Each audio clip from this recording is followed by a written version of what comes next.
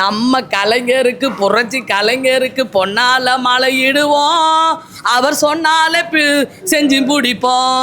எப்ப கேப்டன் இந்த தமிழகத்துக்கு மறுபடியும் வருவீங்க? உங்க இடத்தை யாராலையும் நிரப்ப முடியாது கேப்டன்.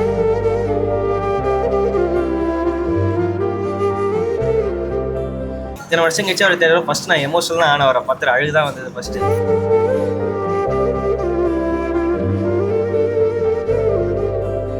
ஒரே வருஷத்துல 18 படம் நடிச்சிருக்காருன்னா அது எந்த ஹீரோவும் செஞ்சதே கிடையாது. No one can replace captain.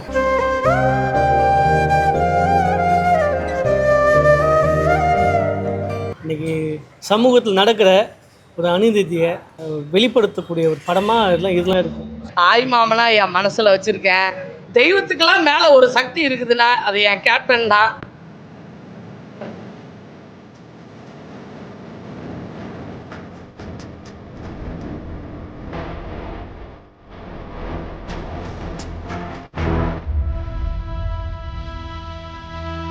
Hi friends, captain Vijayakanth அவர்களின் கேப்டன் பிரபாகரன் திரைப்படம் தமிழகெங்கும் ரீரிலீஸ் ஆகிருக்கு. அந்த படத்தை பார்த்துட்டு வர ரசிகர்கள் மற்றும் மக்களோட அனுபவங்களை வாங்க போய் கேட்போம். அதான் நீங்கள் பார்க்க போகிறீங்களா இல்லை அதுக்கு முன்னாடி பார்த்துருக்கீங்களா? இல்லை, இதுக்கு முன்னாடி நான் சின்ன வயசில் பார்த்தேன். அப்போ வந்து வீடியோ டெக்கு இதில் போடுவாங்க. அப்போ கேசட்டில் பார்த்தேன். அப்போவே படம் வந்து ரொம்ப பிரம்மாண்டமாக, ரொம்ப அவரோட ஃபைட்டு, அவரோட வசனம், அவர் எக்ஸ்பிரஷனான அந்த நடிப்பு எல்லாமே அனைத்து கலைஞர்களும் அருமையாக நடிச்சிருந்தாங்க நடிப்பு துறையில். படம் சூப்பராக இருக்குது. கேப்டன் தலைவர் சூப்பராக இருக்குது.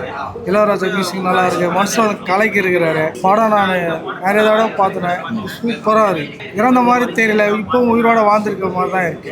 இந்த படத்தை நான் ஒரு 1000 தடவைக்கு மேலே பார்த்துட்டேன் ப்ரோ. வீட்லேயே தியேட்டரில் பார்க்கணுன்னு ரொம்ப ஆசைப்பட்டேன். ஆனால் அவரோட பர்த்டேக்கு ரீரிலீஸ் பண்ணும்போது ரொம்ப சந்தோஷமாக இருக்குது. என்னால் முடிஞ்ச அளவுக்கு வந்து இந்த படத்தை ஒரு அட்லீஸ்ட் ஒரு 4-5 தடவையாவது நான் தியேட்டரில் வந்து பார்க்கணுன்னு ஆசைப்பட்றேன். ஏன்னா நான் லாஸ்ட்டாக வல்லரசு படம் தான் அவரோட சின்ன வயசில் பார்த்துருக்கேன். Okay okay. இத்தனை வருஷம் கழிச்சு அவர் தெரியல. ஃபர்ஸ்ட் நான் எமோஷனல் ஆன அவரை பார்த்து அழுகுதான் வந்தது ஃபர்ஸ்ட். திரும்பவும் இதை மாதிரி அவரோட படம் அட்லீஸ்ட் இயர்லி ஒன்ஸாவது ஒரு பர்த்டே ஏதாவது ஒரு படம் ரிலீஸ் ஆகணும். தலைவர் வந்து வாழும் கர்ணன், வாழ்ந்த கர்ணன். ஒரு மாதிரி ஒரு ஆளை வந்து நம்ம வந்து பார்க்கவே முடியாது. தலைவர் இல்லைனா கூட நாங்கள் இருக்கிற மாதிரி தான் ஃபீல் பண்ணுறோம். அதனால் வந்து எங்களால் எப்படி அதை வெளிப்படுத்த உணர்ச்சிக்கல.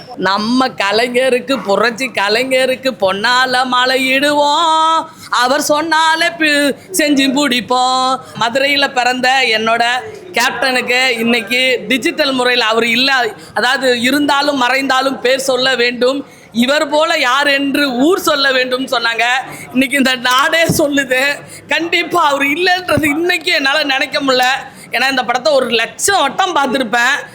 முந்தானத்து கூட ஜே மூவிஸில் போட்டிருக்காங்க. அப்படி இருந்தோம் இன்னைக்கு என்ன பண்ணியிருக்காங்க 4Kலன்னு பார்க்க வந்தேன். நல்லா இருக்கு. கண்டிப்பாக இப்போ அந்த படம் மறுபடியும் தியேட்டரில் ரீரிலீஸ் பண்ணும்போது பெரிய திரையில் பார்க்கும்போது ரொம்ப சந்தோஷமாக இருக்குது. அவரோட ஃபைட்டு, அவரோட வசனம், இன்னும் எண்ணற்ற விஷயங்கள்லாம் சொல்லிகிட்டே போயிட்டே இருக்கலாம். ரொம்ப அற்புதமாக இருக்கும் படமும். அனைவரும் வாங்க அந்த திரைப்படத்தை காணுங்க. அப்போவே அந்த மாதிரி எடுத்திருக்காங்க. டெக்னிக்கலாக எப்படி இப்போ இருக்கிற படம் அப்போ இருக்கிற படம் எவ்வளோ வித்தியாசம் இருக்குது. அப்போ இருக்கிற படம் இப்போ எடுக்கிற மாதிரி அப்பயே எடுத்தாச்சு. அவ்வளோ ஒரு பிரம்மாண்டமாக ஒரு பிரமிப்பாக இருக்குது. படம் சூப்பராக இருக்குது. ஒரு காட்சி ஒரு அப்படியே அடுத்த காட்சி பார்த்துக்கிட்டே இருக்க தோணுது. பிரம்மாண்டமாக இருக்குது. கேப்டன் கலைக்கு இருக்கிறாரு. வசனம் டைலாக் செமையாக இருக்குது. அப்போ பார்த்ததுக்கும் இப்போ பார்த்ததுக்கும் உங்களுக்கு டிஃப்ரென்ஸ் இருக்கா? ஆமாம், எங்கள் தலைவர் அப்போ வந்து நாங்கள் ஊரோடு இருந்தார். கூட இல்லை சீனில் அங்கே பார்க்கும்போது நான் எப்படி என்னுடைய மனநிலை எப்படி இருக்குன்னு எங்களுக்கே தெரில. ஆனால் அழுவுமா என்னன்னு கூட தெரியல. அந்த மாதிரி நிலவை தலைவர் வந்து செஞ்சுருக்கிறது ரொம்ப கஷ்டமாக இருக்குது. ஒரே வருஷத்துல 18 படம் நடிச்சிருக்காருன்னா அது எந்த ஹீரோவும் செஞ்சதே கிடையாது. அத்தனை ப்ரொடியூசர்ஸ், அத்தனை டேரக்டர்ஸ் உருவாக்கியிருக்காங்க.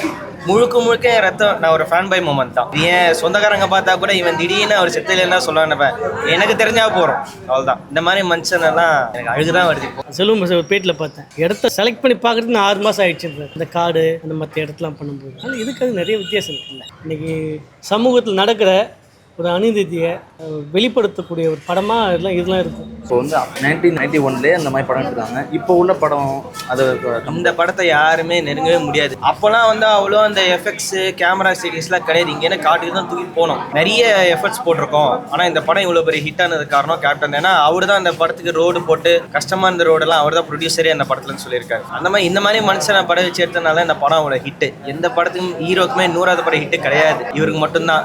அது வந்து இப்போ வர நிறைய படங்கள் வந்து இந்த மாதிரி படங்களை பார்த்து தெரிஞ்சுக்கணும். அந்த காலத்தில் அவ்வளோ இதுவே இல்லாமல் எப்படி எடுத்திருக்காங்க.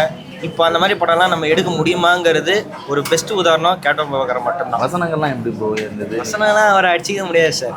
துணிச்சலோட பேசுகிற அதெல்லாம் இது எழுதி கொடுத்த மாதிரி இல்லை, அவர் மனசுலேருந்து வெளிப்படுத்துகிற மாதிரி தான் இந்த டைலாக்ஸ் எல்லாமே.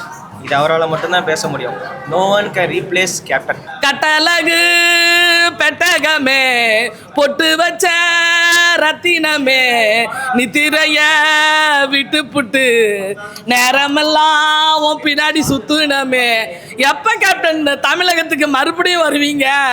உங்க இடத்தை யாராலையும் நிரப்ப முடியாது கேப்டன். கேப்டன் வாழ்க, கேப்டன் நாமம் வாழ்க.